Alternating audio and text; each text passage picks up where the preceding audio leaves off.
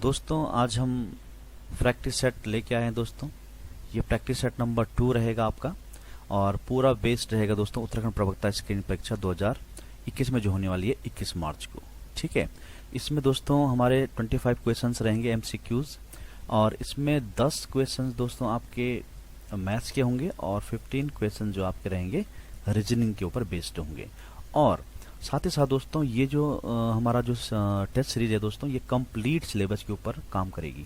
मतलब पूरा सिलेबस जो मैथ और रीजनिंग का दिया गया है पूरे सिलेबस पे आधारित रहेगी और सभी के सभी लगभग सभी चैप्टरों से कुछ ना कुछ क्वेश्चन आपको इसमें देखने को मिलेंगे। ठीक है फ्रेंड्स, चलिए तो बढ़ते हैं हम आज के इस सेशन में। और मेरा नाम है जेपी और प्लीज़ शेयर और सब्सक्राइब जरूर करें मेरे चैनल को। चलिए शुरू करते हैं, देखते हैं पहले क्वेश्चन क्या है हमारे पास। देखो दोस्तों पहला क्वेश्चन हमारे पास मैथ से आया हुआ है और दोस्तों इसमें हमने 1 से लेकर 10 क्वेश्चन जो फर्स्ट में हमने मैथ से डाले हुए हैं, उसके बाद रीजनिंग के 15 क्वेश्चन इसमें रहेंगे। ठीक है, चलिए पहला क्वेश्चन देखते हैं हम लोग। पहला क्वेश्चन क्या बोलता है कि ए किसी काम को 30 दिन में करता है। अगर आपने मेरे टाइम एंड वर्क का पहला और दूसरा वीडियो देखा हुआ है तो आप इसको समझ जाएंगे कि सॉल्व हो कैसे रहा है। ठीक है, चलिए तो ए किसी कार्य को कितने दिन में कर रहा है? 30 दिन में कर रहा है। बी उसी कार्य को कितने दिन में कर रहा है? 45 दिन में। आप देख लीजिए 45 दिन में करता है, 45 दिन में करता है। अब हमें इसका टोटल वर्क निकालना होता है। क्या निकालना होता है दोस्तों? Total work. टोटल वर्क कितना हो जाएगा? इन दोनों का एलसीएम 90 आ जाएगा। ठीक है, ए और बी के जो दिनों का जो एलसीएम कितना आ जाएगा? 90 आ जाएगा। ए एक दिन में 30 3 90 और 45 दिन में 90 इतना कार्य करता है। अब आगे देखो, इतना हमने कर लिया। अब आगे देखो क्या बोलता है। वो एक साथ काम शुरू करते हैं, एक साथ काम शुरू करते हैं, लेकिन कुछ दिन बाद बी काम करना बंद कर देता है और शेष काम को ए जो है 5 दिनों में समाप्त करता है। तो बताइए बी ने कितने दिनों बाद काम करना बंद किया? देखो पिक्चर फॉर्म में देखिए, यहाँ पे देखिए। ये मान लेते हैं हम यहाँ से आपको समझाने के लिए दोस्तों, आपने एग्जाम में हॉल में इस तरह से नहीं करना है। तो ये देखो ए और बी ने दोस्तों काम करना प्रारंभ किया। एक दिन में कितना काम कर रहे हैं? मिल के दोनों कितना काम कर रहे हैं? 3 और 2 5 कार्य कर रहे हैं। ठीक है, तो मान लेते हैं कि यहाँ पे देखो शेष काम को मान लेते हैं यहाँ पर क्या हुआ कि बी ने काम करना बंद कर दिया। इस डिस्टेंस पे बी ने काम करना कुछ दिन थे और यहाँ से यहाँ तक कुछ दिनों बाद ये दोनों साथ चल रहे थे। यहाँ पे बी ने काम करना बंद कर दिया और तब शेष काम को कौन आगे लेके जा रहा है? ए लेके जा रहा है। कौन लेके जा रहा है प्यारे दोस्तों? ए ने शेष काम को किया और कितने दिन में किया? 5 दिनों में किया। तो यहाँ पे रिमेनिंग वर्क है दोस्तों, एक मिनट, जो रिमेनिंग वर्क है, एक मिनट रुक जाइए। रिमेनिंग जो वर्क है वो जो है कितने दिनों में समाप्त हो रहा है? 5 दिन में समाप्त हो रहा है। किसके द्वारा? ए के द्वारा समाप्त हो रहा है 5 दिन में। अब टोटल वर्क हमारे पास कितना है? 90 वर्क हमारे पास टोटल, यहाँ से लेकर यहाँ तक। ठीक है, ध्यान से देखिए प्यारे दोस्तों। और ये पूरा लेवल जो है दोस्तों प्रवक्ता स्क्रीनिंग के लिए पीछे लेवल का रहेगा। ठीक है, अब 5 दिन तक क्या हुआ? बाद में किसने काम किया? ए ने काम किया। ए एक दिन में कितना काम कर रहा है दोस्तों? देखो 3 कार्य कर रहा है। एक दिन की क्षमता कितनी है? 3। तो 5 दिन तक काम किया तो कितना काम किया होगा इसने? 5 दिया 15 कार्य इसने यहाँ पर कर दिया। अब जो शेष कार्य है यही कार्य तो ए और बी के द्वारा किया गया है। ठीक है, तो 90 वर्क में से हमारा जो है 90 में से 15 वर्क हो चुका है, तो बचा कितना? 75 वर्क। तो 75 वर्क जो है हमारे दोस्तों वो ए और बी के द्वारा किया गया साथ में, एक साथ में। ठीक है, तो इन्होंने देखो एक दिन में कितना काम किया है? 5 काम किया और किया कितना होगा इन्होंने? 75 काम। तो कितना दिन लगा होगा? समय क्या लगा होगा? टाइम बराबर लगा होगा 75 डिवाइड बाय टोटल एफिशिएंसी, इन दोनों की 5 है तो कितना? 15। तो 15 डे। तो इन्होंने 15 दिन तक दोस्तों ये कार्य किया और जैसे ही 15 दिन समाप्त हो गए बी ने कार्य करना बंद कर दिया। और यही पूछा गया था कि बी ने कब कार्य बंद किया होगा, तो 15 डे आपका आंसर हो जाएगा। ठीक है, सी ऑप्शन आपका करेक्ट हो जाएगा। ठीक है दोस्तों, चलिए अगला क्वेश्चन देखते हैं। अगला क्वेश्चन क्या है? अगला क्वेश्चन दोस्तों ये आपका उससे आया हुआ, रेशियो से आया हुआ ये क्वेश्चन। और इससे पहले टाइम एंड वर्क से था। ए बी सी डी की ये जो कैपेसिटी ये दी गई है, रेशियो में दिया गया है। जो धनराशियों का जो वितरण है इनके बीच में इस तरह से बांटा गया है। और यदि बी और डी को मिली धनराशि ए और सी को प्राप्त धनराशि से इतना अधिक है तो ए और डी के हिस्सों का अंतर कितना है? अब देखो दोस्तों, देखो ए बी और डी को जो टोटल धनराशि मिली बी और डी को, और जो ए और सी को जो धनराशि, उनका जो अंतर है वो कितना है? 735। तो दोस्तों कितना अधिक है कितना कम है सब चीज़ पता लगता है दोस्तों हमें डिफरेंस से। हमें जब डिफरेंस पता होगा तो हर चीज़ हमें पता लग जाती है। ठीक है, तो चलिए इसको सॉल्व करते हैं। देखो यहाँ पर बोला बी को और डी को जो प्राप्त हुआ, अब यहाँ हम रेशियो से ही करना है। ये ए के लिए है प्यारे भाइयों, ये बी के लिए है, ये सी के लिए, और ये किसके लिए, डी के लिए है। अब बी को और डी को कितना रेशियो मिला, बी को 3 मिला और डी को कितना मिला, 9 मिला। तो 9 और 3 12, तो टोटल 12 रेशियो, एक मिनट, टोटल ये 12 रेशियो किसको मिल गया, बी और डी को। और ए और सी को कितना मिल गया, ए और सी को, ए को मिला 2 और सी को मिला 7, 7 और 3 10, 10 रेशियो के बराबर इसको मिला। और इनका जो अंतर है वो कितना है, 7 3 5। इनका डिफरेंस निकालिए, कितना हो जाएगा, 2 रेशियो। इनका डिफरेंस कितना हो जाएगा, 2 रेशियो के बराबर। कुछ गलती तो नहीं है दोस्तों। बी और डी, बी को देखो 3 मिला और डी को 9 मिला, तो 9 और 3 12 रेशियो। ठीक है, अब हम देखते हैं ए और सी को कितना मिला। ए को मिला 2 और सी को मिला 7, 7 और 2 9, एक सॉरी गलत हो गया, यहाँ पे थोड़ा मिस्टेक हो गई। ये दोस्तों ये थोड़ा आप ध्यान में रखना है। ठीक है, तो ए को 2 मिला और सी को 7 मिला, तो टोटल कितना 9 मिला। तो डिफरेंस कितना आ गया, 3 का। 3 रेशियो की जो वैल्यू है 7 3 5 है। तो 1 रेशियो की वैल्यू कितनी आ गई, डिफरेंस निकालिए। इसको डिवाइड कीजिए, 2 3 दूनी 6, 3 चौको 12 और ये 3 पंजे 15, 245 मिला। अब क्या बोलता है, ए और डी को प्राप्त धनराशियों का अंतर कितना है। ए को कितना मिल रहा दोस्तों, 2 रेशियो मिल रहा, और डी को कितना मिल रहा, 9। तो इन दोनों का रेशियो कितना, 7 रेशियो के बराबर है। तो 7 रेशियो तो निकालना है। तो 1 रेशियो की वैल्यू कितनी है, इतनी है, 7 रेशियो, 7 मल्टीप्लाइड बाई 245। इसको मल्टीप्लाई कीजिए, 7 पंजे 35 हासिल 3, 7 चौको 28 और 3 31 हासिल 3, 7 दूनी 14, 14 और 3 17, 17 15। ए और डी का जो अंतर है, धनराशि का अंतर, वो कितना है, 17 15। 17 15 देखो, ऑप्शन नंबर ए आपका हो जाएगा। ठीक है, तो अगर आपने मेरा ये वाला चैप्टर नहीं देखा है तो यूट्यूब पे मैंने डाला हुआ है दोस्तों, रेशियो एंड प्रोपोर्शनल नाम से, तो आप उसको देख लीजिएगा, आप फिर समझ जाएंगे इसको कैसे हल करना है। ठीक है, और जो नए हैं वो जानते हैं, और जो मेरे स्कैनिंग बैच के स्टूडेंट हैं वो समझ गए होंगे कि इसको कैसे किया जाना है। ठीक है, चलिए नेक्स्ट क्वेश्चन देखते हैं कैसे होना है इसको। अगला क्वेश्चन देखो दोस्तों, ये आपका चाल दूरी समय से आया हुआ है। तो ये बोलता है कि एक बस जब 40 किलोमीटर प्रति घंटे की चाल से चलती है तो अपने गंतव्य स्थान पर 12 मिनट पहले पहुंच जाती है, अर्ली पहुंच जाती है। और जब यह 30 किलोमीटर प्रति घंटे की चाल से चलती है तो 4 मिनट देर से पहुंचती है, बाद में पहुंचती है। तो उस गंतव्य स्थान की दूरी क्या है। ठीक है, जब भी इस तरह का प्रश्न होगा दोस्तों, तो आपने एक ट्रिक ध्यान रखनी है। जो यहाँ पे जल्दी पहुंच रहा है और लेट पहुंच रहा है, ये वाला देखो, जल्दी पहुंच रहा है और लेट पहुंच रहा है, बाद में पहुंच रहा है। तो इसके लिए आपने ध्यान रखना है, जब कोई किसी स्पीड से जाएगा और अर्ली पहुंच जाएगा, अर्ली में जल्दी पहुंच जाएगा, और दूसरे टाइम पे क्या होगा, लेट हो रही होगी उसको। हो सकता है यहाँ पे लेट हो रही होगी तो यहाँ पे जल्दी हो रहा होगा। ठीक है, पहला केस ये बनता है इसमें कि पहले जब किसी चाल से जा रहा था तो जल्दी पहुंच गया, और दूसरी चाल से गया तो लेट पहुंच गया। समझ आप बात को। ठीक है, फिर दूसरा केस ऐसा हो सकता है प्यारे दोस्तों कि पहले किसी स्पीड गया तो लेट हो गई होगी उसको, और दूसरे किसी स्पीड से गया होगा तो जल्दी पहुंच गया होगा। तो एक केस ये बनता है। दूसरा केस क्या बनता है, जब वो किसी स्पीड से गया तो इतने मिनट लेट हो गया, और जब वो किसी दूसरी स्पीड से गया तो इतना मिनट लेट हो गया, मतलब लेट ही लेट हो रहा होगा। और फिर दूसरा केस क्या हो सकता है इसी में कि किसी स्पीड से गया तो जल्दी पहुंच गया, इतने मिनट जल्दी पहुंच गया, और फिर दूसरी स्पीड से गया होगा तो फिर इतना मिनट जल्दी पहुंच गया होगा। तो ये 2 केस होते हैं, ये 2 केस होते हैं इस तरह के क्वेश्चंस के लिए। तो देखो दोस्तों, जब असमान होंगे, जब क्या होंगे, असमान होंगे, टाइम का जो वो होगा, मतलब जल्दी और लेट हो रही है या लेट जल्दी हो रहा होगा, तो इन दोनों समयों को आपने जोड़ देना है। ये हो जाएगा उनका टाइम का डिफरेंस, समयांतराल, ये हो जाएगा इनका। और जब दोस्तों समान प्रकृति के होंगे, मतलब लेट लेट जल्दी जल्दी हो रहा होगा, तो इन दोनों को आपने परस्पर घटा देना है। ठीक है, जैसे बोल देगा कि 20 मिनट लेट हो जाता है और दूसरी बार जाता है तो 15 मिनट लेट हो जाता है, तो लेट ही लेट हो रहा है तो इनको घटा देंगे तो 5 का अंतर आ जाएगा। इसी तरह यहाँ भी ऐसे देखना आपने। ठीक है, तो यहाँ पे क्या हो रहा है दोस्तों, एक बार पहले पहुंच जा रहा है, वो दूसरी बार लेट हो जा रही है, उसको बाद में पहुंच रहा है। तो इसमें जो समय अंतराल है हमारा, वो आ जाएगा इन दोनों का एडिशन। तो 12 और 4 16 मिनट का समय अंतराल आ जाएगा। तो इसके लिए ट्रिक क्या है दोस्तों, ट्रिक ये है कि जब इस तरह का क्वेश्चन दिया गया होगा तो इसको हल कैसे करना आपने, जो डिस्टेंस होगी वो निकल आएगी कैसे, जो चालें दी गई हैं, जो चालें आपके पास दी गई हैं उनका मल्टीप्लाई कर देना है। 40 मल्टीप्लाइड बाई 3, इनको मल्टीप्लाई कर देना है, और फिर इनका अंतर निकाल देना। क्या निकाल देना इनका, हमेशा ऐसे ही करना है। और इनटू समय, जो अंतराल में ट्रिक बताई है, 20 मिनट लेट हो रहा है या क्या हो रहा है, तो यहाँ देखो 12 मिनट पहले पहुंच रहा है और 4 मिनट लेट से पहुंच, इन दोनों को जोड़ देना है।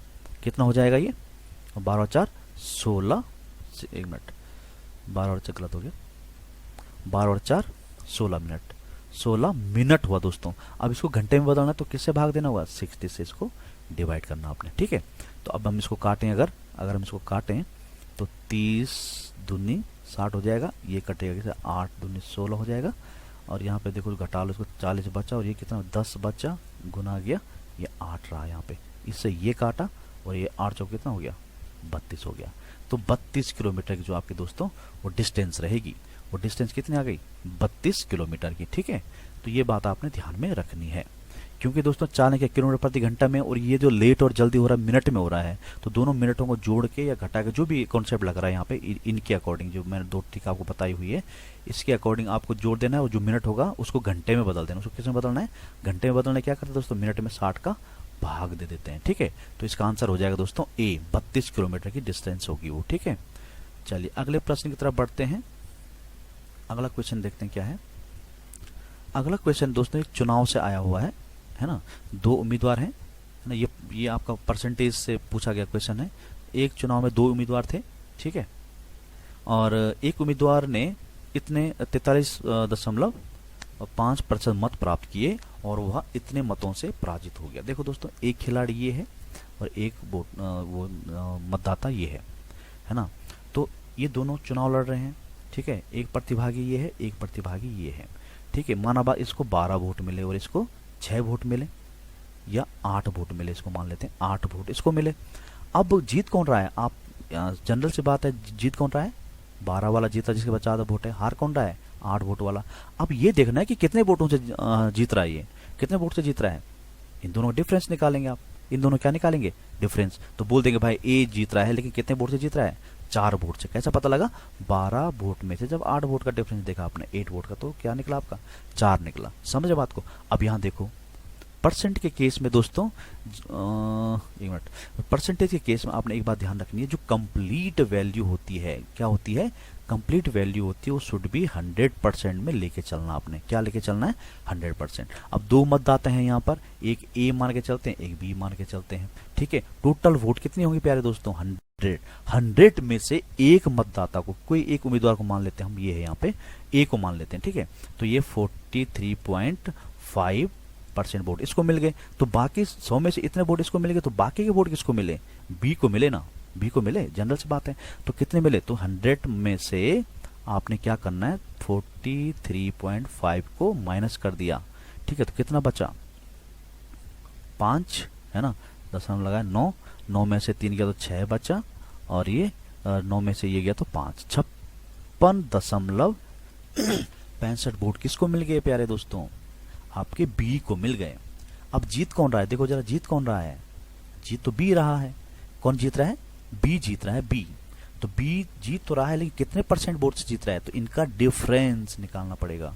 इनका डिफरेंस निकालेंगे आप लोग तो कितना आएगा, वो देखो जो जीतने वाला उम्मीदवार कितना वोट मिल रहा है, ऊपर देखो 3744 मतों से पराजित हुआ, कि जो हार गया, जो व्यक्ति जिसको 43 पर इतना वोट मिला, वो कितने वोटों से हार गया, 3744 वोटों से। तो हार कौन रहा, ए हार रहा है, ये कितने वोटों से हारा, तो इन दोनों के डिफरेंस से पता लगेगा। तो घटा देंगे तो 0 पॉइंट, है ना, 6 में से गया तो 3 बचा, 13, मतलब 13% वोटों से हार गया कौन, ए।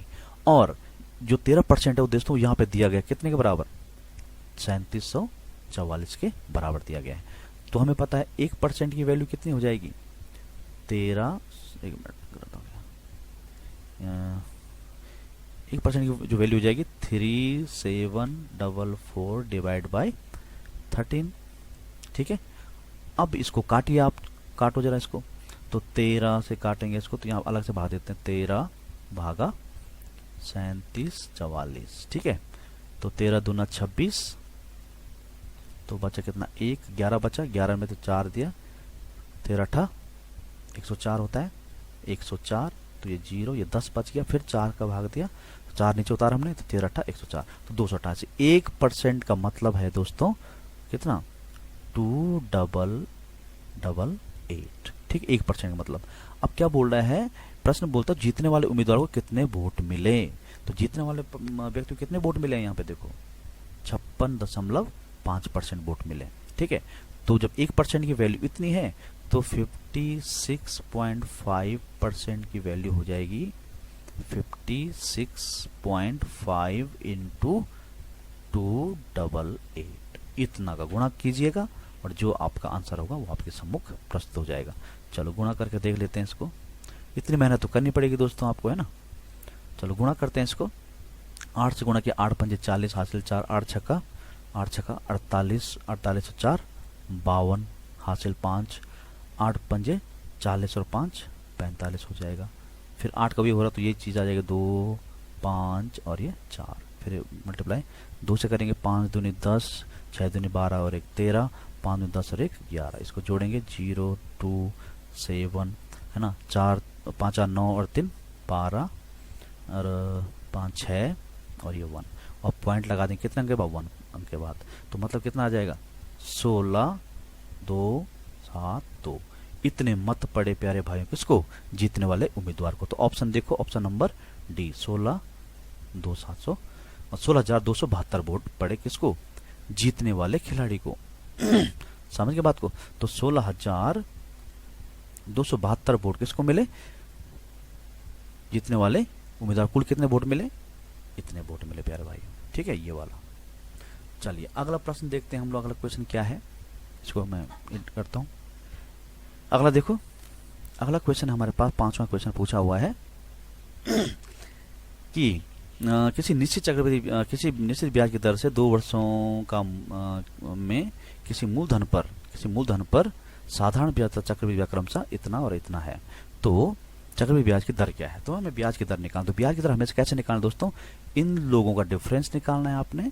इन लोगों का डिफरेंस आ गया 15, जो रेट परसेंटेज ऑफ रेट है, डिवाइड बाय क्या करना दोस्तों, 1 ईयर का सिंपल इंटरेस्ट। 1 ईयर का सिंपल इंटरेस्ट कितना होता है, देखो 2 साल का कितना है 300 है, तो 1 साल कितना होगा 150, 150 हो जाएगा, हाफ हो जाएगा, इनटू 100 कर देना है, बस आपका आंसर आ गया। ये 0 ये 0, 5 इसको काटा है ना, 5 से स्क्वायर 5 से कम 5 हो गया, और इसको कहा 10%। आंसर कितना है 10%। 10% हो जाएगा इनका रेट ऑफ इंटरेस्ट। ठीक है, चलिए देखो विदिन 10 सेकंड में आपने निकाल दिया क्वेश्चन। चलिए अगले प्रश्न की तरफ बढ़ते हैं। अगला क्वेश्चन बोलता है प्यारे दोस्तों, ये देखो दोस्तों नल से आया हुआ है हौज, मतलब ये टाइम एंड वर्क और जो पानी की टंकी है उस तरह का प्रश्न है। ये पानी की टंकी से आया हुआ क्वेश्चन है। तो ये बोलता है, हम यहाँ पे निकाल देते हैं, ए लिखा, बी लिखा, सी लिखा, आप जानते हैं कैसे करते हैं इसको। 3 नल लगे, एक 20 घंटे में बढ़ता है, एक 24 घंटे में बढ़ता है और सी 30 घंटे में बढ़ता है। अब हम जानते मान लेते हैं टोटल साइज क्या है इसका, है ना। टोटल साइज क्या होगा, इन तीनों का जो आप एलसीएम निकालेंगे वही हो जाएगा। तो 20 24 और 30 का एलसीएम निकालेंगे। तो 2 से काटेंगे 2 10, 12 दूनी 24, 15 दूनी 30, 3 से काटेंगे 3 पंजे 15, 3 चौको 12, 10 वैसे रहेगा। फिर 5 से काटेंगे तो 5 कम 5, 4 वैसे रहेगा, 5 दूनी 10। फिर 2 से काटेंगे 2 दूनी 4, 2 कम 2। अब इन सबका मल्टीप्लाई कर देंगे, है ना। 5 चक्कू 20, 20 60 दूनी 120। तो 120 दोस्तों इनका एलसीएम आ जाएगा। इसका भाग देंगे 0 0 6 हो जाएगा। एक घंटे में कितना भरेगा ना। और 24 से इसको काटेंगे तो ये 5 आ जाएगा। 30 से इसको काटेंगे तो ये 4 आ जाएगा। ठीक है, इसकी जरूरत हमको नहीं है। अब यहाँ प्रश्न में क्या हो रहा है, मान लेते हैं ये साइज है टंकी का 120 लीटर। ठीक है, आगे प्रश्न बोलता है, अलग भर सकते हैं, पहले ए को खोला गया और 1 घंटे बाद बी को खोला गया, फिर उसके 1 घंटे बाद सी को खोला गया, तो पूरी हौज कितने समय भरेगी। तो शुरुआत कहाँ से हो रही है, ए से। ए ने क्या, ए को हमने खोला और 1 घंटा, जैसे मान लेते यहाँ पे 1 घंटा हुआ, वैसे ही यहाँ इसके साथ ए तो चल ही रहा था, साथ में अब बी भी स्टार्ट होने। फिर जैसे 1 घंटा बीता और यहाँ से एक नल तीसरा था, सी को भी खोल दिया इन्होंने, तो ए प्लस बी प्लस सी ने भी काम करना स्टार्ट कर दिया। ठीक है, अब हम देखते हैं यहाँ पर यहाँ से लेकर यहाँ तक 1 घंटे तक काम किया किसने, ए ने किया। 1 घंटे में कितना करता है ये काम, 6, तो इसने यहाँ पे 6 लीटर भरा। अब यहाँ से और यहाँ तक फिर से अगले घंटे 1 घंटे लगा, यहाँ से 1 घंटे काम है ये। अब 1 घंटे में कितना, 1 और 2 मतलब 2 लोग काम कर रहे हैं, 1 घंटे में कितना कर रहे हैं। तो 1 घंटे में देखें अगर हम इसको, तो 1 घंटे में कितना कर रहे हैं, 6 और 5 11, तो 11 लीटर इन्होंने यहाँ पे भर दिया। ठीक है, अब रिमेनिंग काम ये तीनों लोग करेंगे भाई। तो रिमेनिंग काम तीनों करेंगे, ठीक है। तो बोल रहा है कि पूरी हौज कुल कितने घंटे में भर जाएगी। तो यहाँ पे देखो 11 लीटर इन्होंने भर दिया और 6 लीटर, तो टोटल कितना भर दिया 17 लीटर। तो 17 लीटर भर चुका है इधर, टोटल कितने में से 120 में से। तो बचा कितना हमारे पास, ये वाला कितना बचा, तो घटा देंगे भाई, तो 3 है ना, और ये एक बचेगा 0 और 103 लीटर। इतना काम बचा हो किसके लिए, ए बी सी के लिए। अगर हम बात करें तो ए बी सी कितना काम कर रहे हैं उसमें एक घंटे में, 6 और 5 11 और 4 17, नहीं सॉरी, 6 5 11 6 4 10 और 15, कितना हो रहा है 15। एक घंटे में ये 15 लीटर भर सकते, भरना कितना है 103 लीटर भरना। तो समय कितना लगेगा इनको, समय बराबर 103 डिवाइड बाई 15, क्योंकि यहाँ से तीनों लोग आ रहे हैं काम करने के लिए ना। तो इसको हम जोड़ देखें अगर, तो 15 छक्का 90, 15 छक्का, तो 15 का भाग देते हैं सिंपली इसको, है ना। तो 15 103, 15 छक्का 90, तो ये 3 बचा है ना, और ये 1 13 बचा। यहाँ दशमलव लगाए, यहाँ 0 लगाया हमने। तो 15 छक्का 90, 15 7 100, 15 8 120, 15 8 120, ये काटा तो ये 0, ये 10 हो गया। फिर से 0 लगा यहाँ पे, 15 छक्का 90, तो 9, फिर ये 10 बच गया, 10 बच गया, है ना। तो लगभग जो हो रहा है यहाँ पे, ये जो हो रहा है 6.86 के लगभग हो रहा है। लेकिन यहाँ पे देखो दोस्तों कितना घंटे आगे, देखो दशमलव से पहले एग्जैक्ट आंसर आना को जरूरी है। तो यहाँ देखो 1 घंटा ये हुआ था, 1 घंटा 2 घंटा, और ये 6 घंटा, ये 6 और 2 8 घंटे, तो कंप्लीट हो गए 0.86। अब देखो यहाँ पर इसके नियर कौन है, 86 के नियर कौन है, 86 के नियर हम देखें तो ये वाला है। तो ये वाला आपका आंसर हो जाएगा 8 घंटे और ये 52 मिनट्स, ठीक है। तो इतने समय में हमारी ये टंकी भर जाएगी, ठीक है। यहाँ पे कैसे किया हमने, देखो भाई 1 घंटे, देखो यहाँ बोल रहा है 1 घंटे बाद बी को खोला गया और उसके 1 घंटे बाद सी को खोला गया। जैसे यहाँ पे 1 घंटा बीता तो आपने किसको खोला, बी को खोल दिया, तो अब बी काम करने लग गया। तो 1 घंटे तक यहाँ पे किसने काम किया, अकेले 1 घंटे तक अकेला काम किया किसने, ए ने। ए 1 घंटे में कितना भरता है 6 लीटर भरता है, यहाँ 6 भर दिया इसने यहाँ से यहाँ तक। इसके बाद यहाँ पे 1 घंटे तक ए और बी ने साथ में काम किया, और ए और बी 1 घंटे में कितना भरते हैं, 6 और 5 11 लीटर भरते हैं। तो 1 घंटे में कितना 11 लीटर इन्होंने यहाँ पे भर दिया, ठीक है। अब टोटल 120 लीटर में से 11 और 6 17 लीटर जो है पानी भर चुका है।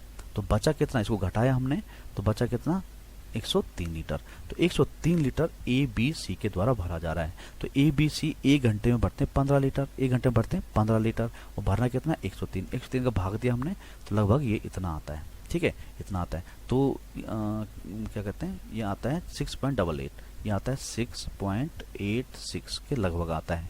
तो ये 6 मतलब लगभग 7 घंटे ये हो गए, है ना, और 2 घंटे, 7 2 9 घंटे, है ना। तो 9 घंटे तो नहीं है, लेकिन आपको एग्जैक्ट पॉइंट में बताना है, तो यहाँ पे हम 2 घंटे इसमें जोड़े तो ये कितना आ गया 8.86। तो इसके नज़दीक कौन है, ये नहीं हो सकता, बहुत कम है, ये भी नहीं हो सकता, ये भी नहीं हो सकता, तो नियर कौन है, ये वाला। तो ये वाला आपका क्या हो जाएगा, आंसर हो जाएगा, ठीक है। चलिए अगला प्रश्न देखते हैं। अगला प्रश्न दोस्तों प्रॉफिट एंड लॉस से आया हुआ है। एक व्यापारी 6 दर्जन अंडे 1.5 रुपए प्रति अंडा की दर से बेचता है, खरीदता है सॉरी, और कुल 10 अंडे सड़ गए, इसमें 10 अंडे सड़ गए भाई, खराब हो गए। शेष अंडों को 2 रुपए के हिसाब से बेचता है, तो उसे कितना % का लाभ हुआ। तो यहाँ देखिए, ये देखो नोट का मतलब है दोस्तों नन ऑफ दीजिए, मतलब इनमें से कोई नहीं, ठीक है, एक ऑप्शन ये वाला भी। तो अगर हम देखें 6 दर्जन अंडों का मतलब क्या है, 1 दर्जन में होते दोस्तों 12 अंडे, तो 6 दर्जन में कितना हो गया 12 छक्का 72, तो 72 अंडे हो गए टोटल। अब मतलब हम देख रहे हैं कॉस्ट प्राइस क्या है, इसकी कॉस्ट प्राइस क्या है, 72 अंडे किस रेट से खरीदा 1.5 का कोई मतलब नहीं होता है 1.5। इसको अगर हम मल्टीप्लाई करें तो 15 दूनी 30 और हासिल 15 7 105 108, तो 108 रुपये, 10 लगता है 0 हट जाएगा, तो 108 रुपये हो गई। इसकी कॉस्ट प्राइस कितनी हो गई 108 में दोस्तों इसने इतने अंडे खरीद लिए। अब क्या बोलता है कि 10 अंडे सड़ गए मतलब खत्म हो गए, तो ये तो होगा नहीं। तो टोटल 72 अंडे थे हमारे पास, तो 10 अंडे सड़ गए, तो बच कितने 62 अंडे। तो सेलिंग प्राइस हम निकाल रहे हैं, तो 62 जो अंडे बचे हुए थे इनको बेचा उसने 2 रुपए के हिसाब से। तो 62 अंडों का रेट कितना हो जाएगा 110 2 दूनी 4 हो जाएगा और 6 दूनी 12, 124 रुपये के हिसाब से ये बेच रहा है। तो सेलिंग प्राइस कितना हो गया? 124 रुपये। ठीक है, अब हमें प्रॉफिट निकालना है, अब हमें परसेंटेज प्रॉफिट निकालना है। तो परसेंटेज प्रॉफिट क्या होता है दोस्तों कि कितना रुपए का यहाँ लाभ हो रहा है और कॉस्ट प्राइस क्या है। ठीक है, अगर हम देखें तो कितना रुपए का लाभ हो रहा है यहाँ पे, इसको देखो कम में खरीद रहा हो महंगे में बेच रहा है, तो यहाँ पे कितना रुपए का लाभ हो रहा है? लगभग इससे 16 रुपए का लाभ हो रहा है। तो 16 डिवाइड कॉस्ट प्राइस क्या है? कॉस्ट प्राइस आपकी कितनी है? 108 रुपये और गुना गया 100 निकाल देंगे। तो 4 से काट 4 चक्कू 16, 4 से काटा तो 4 दूनी 8 और 4 सत्ता 28। ठीक है, तो ये हो गया 400/27। ठीक है, अब देखो दोस्तों अगर हम 27 का इसमें भाग, अब ये भी ध्यान रखना आपने, अगर हम 27 का भाग इसमें देते हैं तो हमें एग्जैक्ट आंसर नहीं मिलने वाला। जैसे 15 नहीं मिलने वाला है, 12 नहीं मिलने वाला, 10 भी नहीं मिलने वाला है, मतलब ये कुछ उसमें आएगा, इतना से इतना बड़ा इतने में आएगा। तो इसका मतलब हमारा ऑप्शन यहाँ पे क्या हो जाएगा? सीधा सीधा नन ऑफ दीज, इनमें से कोई नहीं। ठीक है, समझ रहे हैं बात को? अगर एग्जैक्ट 27 कट रहा हो तो हम यहाँ इनमें से कोई आंसर होता, क्योंकि ये तो पॉइंट में आ रहा है, तो पॉइंट में तो है नहीं आंसर एग्जैक्टली है। और यहाँ लिखा भी होता है कि लगभग कितना, तब हम मान भी लेते हैं, एज्यूम कर लेते हैं, ठीक है एग्जैक्ट आंसर, तो इसका मतलब इनमें से कोई नहीं, कुछ और ही आंसर आएगा। ठीक है, चलिए तो अगला प्रश्न देखते हैं। अगला क्वेश्चन है दोस्तों हमारे पास, ये आया नदी धारा से। ठीक है, जल धारा से प्रश्न आया हुआ है। तो यह बोलता है कि किसी नदी में दो बिंदु किसी नदी में ए से बी तक की दूरी 35 किलोमीटर है तथा वह नदी 1 किलोमीटर प्रति घंटे की गति से बह रही है तथा शांत जल में एक नाविक 6 किलोमीटर प्रति घंटे की गति से एक नाव चला रहा है। ए से बी तक धारा के साथ जाने और वापस आने में कुल कितना समय लगा? देखो मान लेते हैं ये नदी है, ये नदी ये वाली है, इधर बह रही है नदी। ठीक है, ये नदी इधर बह रही है और यहाँ पे एक पॉइंट ए है प्यारे दोस्तों, और एक पॉइंट यहाँ पर कौन है? बी है। तो यहाँ से यहाँ के अगर डिस्टेंस देखें तो ये दी हुई आपके पास 35 किलोमीटर। क्या दिया हुआ है? 35 किलोमीटर दिया हुआ है। ठीक है, ये देखो। ठीक है, अब देखो दोस्तों यहाँ पर एक कॉन्सेप्ट क्या है कि जब अगर हम डिनोट के तरफ जाएं, मतलब निर्देशांक की तरफ जाएं, तो यहाँ पे जो शांत जल में दोस्तों जो नाभिक की चाल होती है उसे हम एक्स से दिखाते हैं, और ये दे रखी है आपके पास कितना? 6 किलोमीटर प्रति घंटा दिया हुआ है। और जो नदी की चाल होती है, धारा की गति होती है, उसे हम दिखाते हैं वाई से, वो दिया गया है 1 किलोमीटर प्रति घंटा दिया गया है। ठीक है, अब एक भी ध्यान रखना आपने, जब आप धारा के साथ गति करते हैं, धारा के साथ जब गति करते हैं, जिस तरफ धारा बह रही, धारा यहाँ पे इस तरफ बह रही है, हम मान के चलते इस तरफ बह रही है, तो जब इस तरफ आप चलेंगे तो जो चाल होती है दोस्तों नाविक की, वो पानी की प्लस धारा की दोनों की धारा की प्लस नाविक की चाल दोनों जुड़ जाती है। तो मतलब इस तरफ जब जाएगा वो जाएगा x + y स्पीड से, और जब ऊपर की तरफ आएगा, विपरीत दिशा में आएगा है ना, जब नाव जो है धारा के विपरीत, मतलब मूवमेंट गति इस तरफ कर रहा पानी और वो नाव जा रही इस तरफ, तो दोस्तों इन दोनों की चाल घट जाती है, x - y स्पीड से वो नाविक ऊपर की तरफ आता है। ठीक है, तो अब हमें पता है कि x का मान कितना है? x + y से जा रहा है एक चाल है, और एक चाल जा रही है x - y की स्पीड से। तो x का मान 6 है, x का मान 6 है और y का मान कितना है? 1। तो ये जुड़ जाएगा तो 6 और 1 7 स्पीड हो जाएगी। और जब जो ऊपर आ रहा है तो 6 - 1 = 5 की स्पीड से आ रहा है। तो मतलब ये हो गई आपकी चाल कितनी? 7 किलोमीटर प्रति घंटा, और ये वाली चाल हो गई दोस्तों आपकी कितनी? 5 किलोमीटर प्रति घंटे की चाल से। अब हमें जानते हैं यहाँ से यहाँ तक जाने में कुछ समय लगेगा, प्लस क्या बोल जाने में और आने में, मतलब गया और फिर वापस आया, इसमें क्या टाइम लगा? तो टोटल टाइम बराबर हो जाएगा। देखो चाल बराबर क्या होता है दोस्तों? टाइम बराबर क्या होता है? Distance upon speed.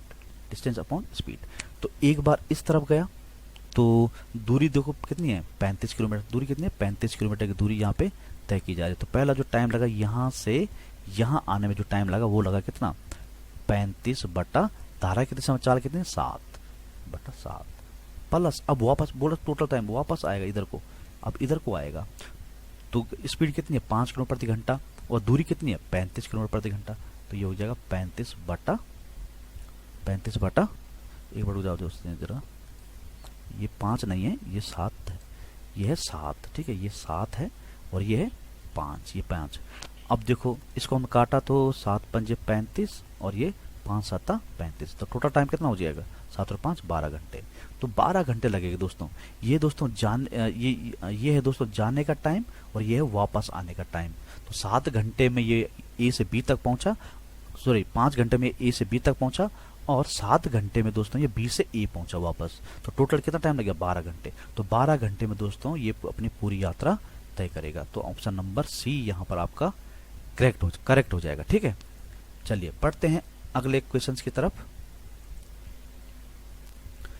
9वां क्वेश्चन है दोस्तों हमारा कि जेपी अपनी मासिक आय का 12% शिक्षा पर खर्च कर, ये प्रतिशत से आया हुआ प्यारे दोस्तों प्रश्न है ना।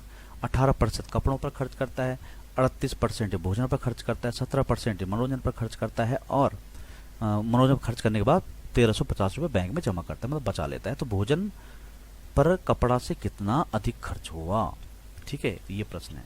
तो यहाँ देखो दोस्तों, जब भी हम परसेंट की बात करें तो कंपैरेटिव वैल्यू आपने क्या माननी है? 100। ठीक है, इस 100 में से, इस 100% में से जेपी क्या करता है? जेपी क्या करता है? शिक्षा पर देखो कितना खर्च कर रहा है? 12% खर्च कर रहा है ये। ठीक है, और ये कपड़ों पर कितना खर्च कर रहा है? कपड़ों पर कितना खर्च कर रहा है? 18% खर्च कर रहा है। ठीक है, इसी तरह से भोजन पर कितना खर्च हो रहा है? भोजन पर कितना खर्च हो रहा है दोस्तों? 38% खर्च हो रहा है।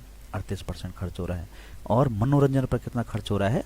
आपका 17% खर्च हो रहा है। तो देखो टोटल कितना खर्चा किया इसने 100 में से, तो ये देखना है पहले। 8 दूनी 16, 8 दूनी 16 और 7 23 और 2 25 का 5 हासिल 2 3 4 3 7 और 1 8। 85% इसने टोटल खर्च कर दिया। कितने में से? 100 में से। तो शेष कितना बचा? बचत कितनी हुई? 100 minus 85 that is equal to 15%। ये 15% की बचत कर रहा है प्रतिशत के अकॉर्डिंग, और ये बचत दे रखी है आपके पास कितना? इतना। तो मतलब कहने का प्यारे दोस्तों कि जो आपके पास जो 15% की जो वैल्यू है वो दी गई है आपके पास कितना? तो 1% की वैल्यू कितनी है? 15 नम्मा 135 पता 90, 190 के बराबर है। ठीक है, अब हमें बताना है कि भोजन पर कपड़ा से कितना अधिक खर्च हुआ। भोजन पे देखो, भोजन पे कितना खर्च हो रहा है? 38%। और कपड़े पे कितना खर्च हो रहा है? इतना %। तो भोजन पे इससे कितना अधिक खर्च हो रहा है? तो इन दोनों का डिफरेंस निकाल लो, सिंपल सी बात है। इसको घटा देंगे तो ये 0 बचा, हमें निकालना कितना? 0, ये निकालना 0 और इसमें 2 20%। तो 20% अधिक खर्च हुआ किस पे? भोजन पे कपड़े की तुलना में। तो 20% वैल्यू क्या? 20 मल्टीप्लाइड 1% हमारा कितना है? 90 है। तो 20% हमारा 20 मल्टीप्लाइड बाई 90, 9 दिन 18, तो 1800 रुपये क्या है? अधिक खर्च हुआ कपड़े पे, भोजन पे कपड़े की तुलना में। तो आपका 1800 का ऑप्शन है ये है, तो डी ऑप्शन हो जाएगा। अगर बोलता कि बताओ भाई भोजन पे कितना खर्चा हुआ, या फिर बोलता कि क्या कि बोलता कि उसकी शिक्षा पर कितना खर्च हुआ, तो शिक्षा पर कितना खर्च हुआ? 12% खर्च हुआ है। देखो शिक्षा पर कितना खर्च हो रहा है? 12% खर्च हो रहा है। 1% की वैल्यू कितनी है? 90 है। तो 12% की वैल्यू कितनी? 12 गुना गया 90 हो जाती है। 12 नामा 108, ये हो जाता है आपका कितना? 1080 रुपये। तो इस तरह से आपने इसको सॉल्व करना है। तो ऑप्शन नंबर आपका डी करेक्ट हो जाएगा इस प्रश्न के अकॉर्डिंग। ठीक है, अब देखते हैं मैथ्स का लास्ट क्वेश्चन क्या है। मैथ्स का लास्ट क्वेश्चन देखें अगर दोस्तों कि एक बांस का 1/4 भाग काले रंग से, 2/5 भाग पीले रंग से और शेष भाग 21 मीटर लाल रंग से रंगा हुआ है। तो उस बांस की लंबाई क्या है दोस्तों? देखो दोस्तों, यहाँ जब पार्ट की बात करते हैं तो कंप्लीट आपको क्या मानना? एक पार्ट को मानना है कंप्लीट। ठीक है, कंप्लीट क्या आपका 1 हो जाता है जब फ्रैक्शन में दिया गया हो। अगर हम देखें तो 1/4 भाग काले रंग से रंग दिया, प्लस मतलब रंगा हुआ भाग देख रहे हैं टोटल कितना है, और 2/5 भाग किससे रंग दिया? पीले रंग से। तो टोटल कितना रंग गया? ये क्रॉस मल्टीप्लाई करो इसको, है ना।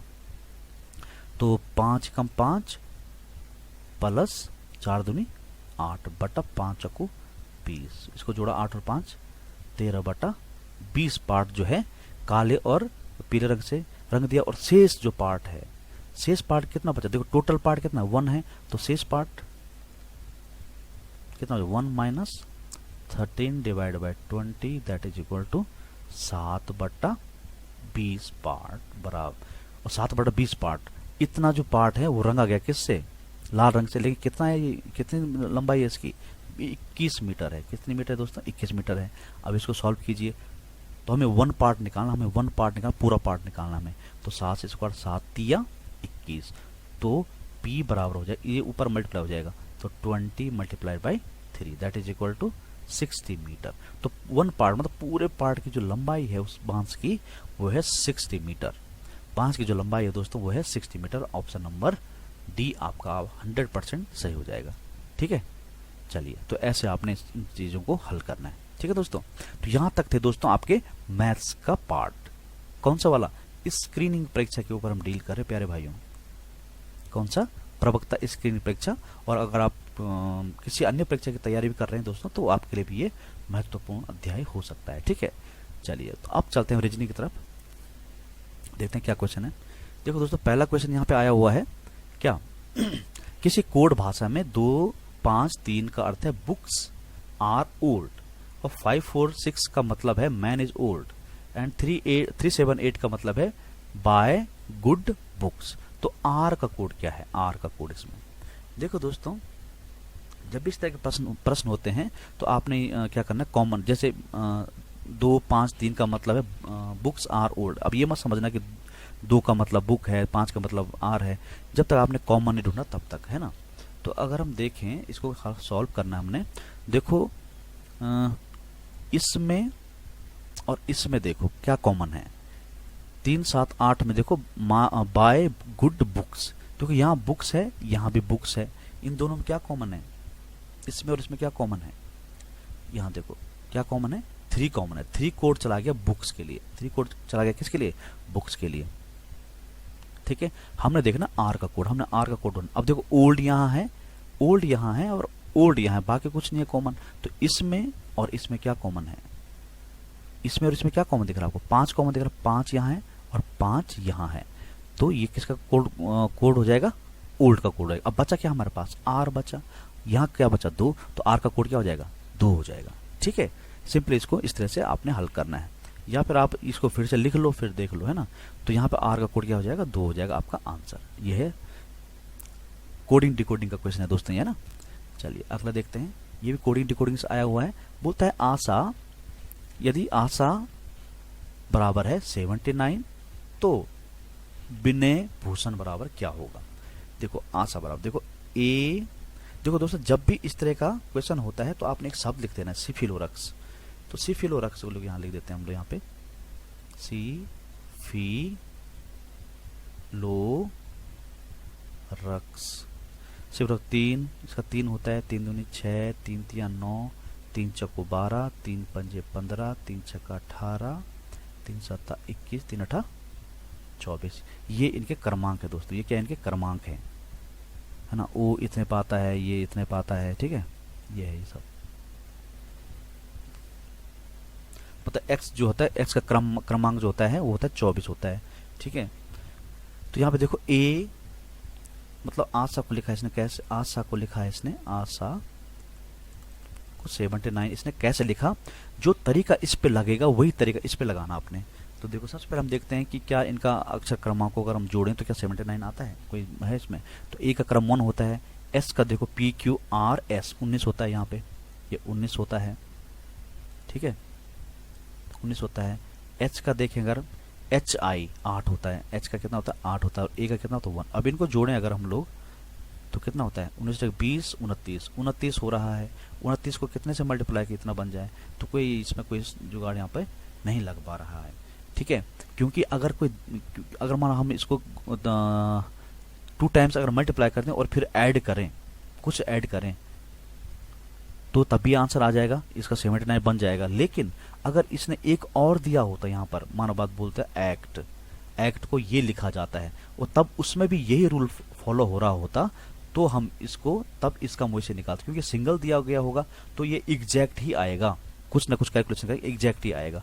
इसका मतलब इस तरह से ये हल होने वाला नहीं है। अब दूसरा पैटर्न आपने क्या लेके चलना है? देखो भाई सही क्रम तो है नहीं। अब हम देखते हैं अपोजिट का हिसाब क्या है। अपोजिट देखो, ए का अपोजिट क्या होता है? जेड होता है। जेड का क्रमांक कितना होता है? 26, तो ये 26 लिख दिया हमने। एस का देखो, एस कौन सा अक्षर है? आर एस 19वां अक्षर है। तो जब आपको विपरीत अक्षर निकालना, अपोजिट अक्षर निकालना तो उसको 27 में से घटा देना है। तो एस का क्रमांक कितना है? 19, तो 19 में से घटा देंगे, जो क्रमांक आ जाएगा वही यहाँ पे लिखना है। तो ये घटाया तो 7, 8 आ गया। एस का कितना आ गया? 8 आ गया।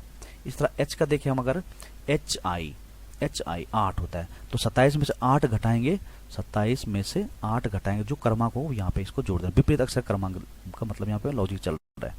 तो 27 में गया तो 17, ये 9 हो गया, 19 हो जाएगा। कितना हो जाएगा यहाँ पे? 19 हो जाएगा। अब ए का देखें हम कितना हो जाएगा? 26 हो जाएगा। अब एक बार चेक करते हैं, सही देखिए 26 है। एस का देखो 8 है। एच का देखो, एच का क्रमांक कितना होता है? एच आई 8 होता है। 27 में से 8 गया, कितना बचा? 19 है ना, 19, 20 और 27, ठीक है। अब इनको जोड़ो जरा, कितना होता है? इनको जोड़ेंगे अगर हम तो कितना होता है? तो 26 ये हो गया और 26 ये हो गया, 52 प्लस 8 60 हो गया, प्लस 19 79। ये देखो दोस्तों, हमें लॉजिक मिल गया है।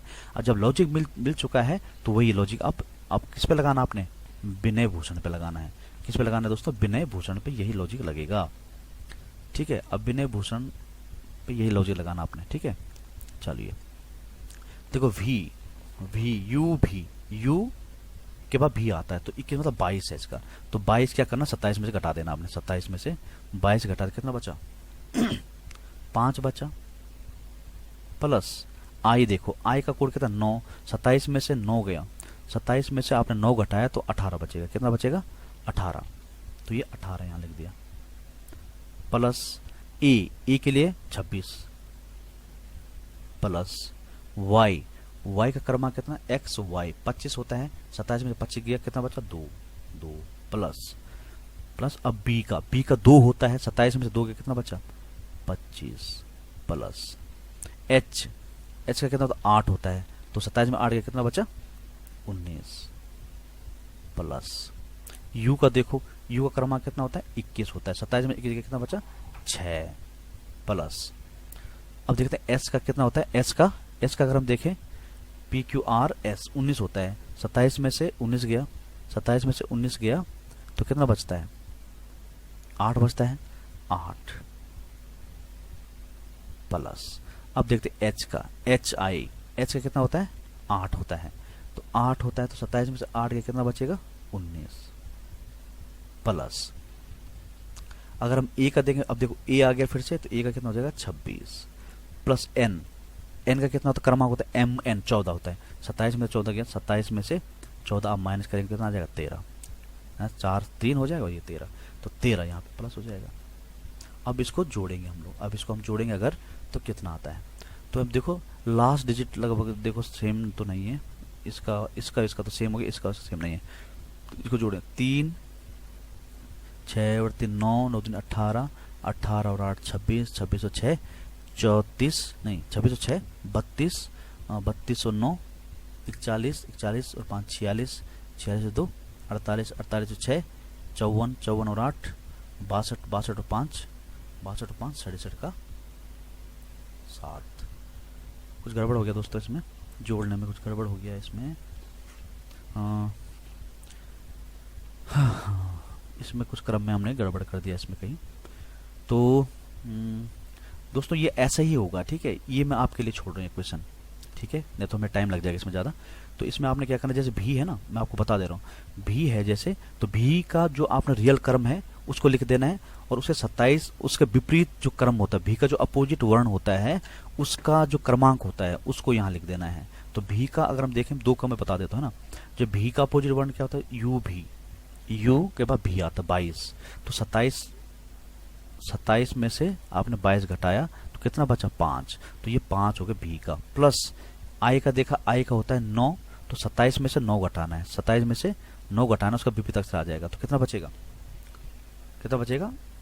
18 है ना, 18 है ना, 18 बचेगा, तो ये 18 लिख दिया हमने। इसी तरह से एन का देखना है, एन का भूल गया हम लोग, एन का नहीं लिखा हम इसमें, एन का नहीं लिखा दोस्तों। अब एन का ये आ जाएगा आंसर, है ना। एन का देखें, ये लास्ट में कितना है? 13 है, तो यहाँ पे भी एक 13 और जोड़ना था, तो एक 13 और जोड़ना था इसमें, बस बाकी सब ठीक है। 13, तो 3 6 3 9, 9 और 3 और 6 6 3 9 दूनी 18, 18 और 8 18 और 26, 26 और 6 32, 32 और 9 41, 46 और 2 48, 48 6 54, 54 और 8 62, 62 और 5 62 और 5 67, 67 और 3 70 का 0 हासिल 7।